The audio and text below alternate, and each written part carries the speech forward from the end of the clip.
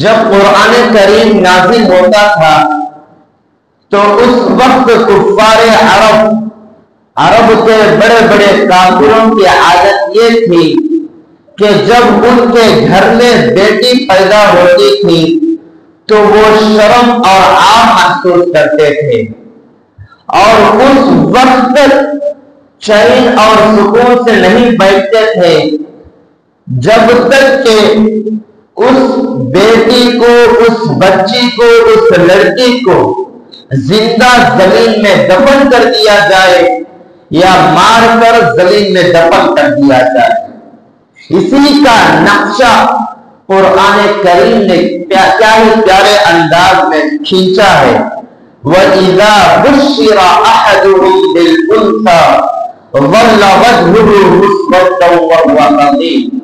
يَتَوَارَىٰ مِنَ الْقَوْمِ مِنْ سُوءِ مَا بُشِّرَ بِهِ أَيُمْسِكُهُ عَلَىٰ هُونٍ أَمْ يَدُسُّهُ فِي التُّرَابِ۔ قرآن کریم میں اللہ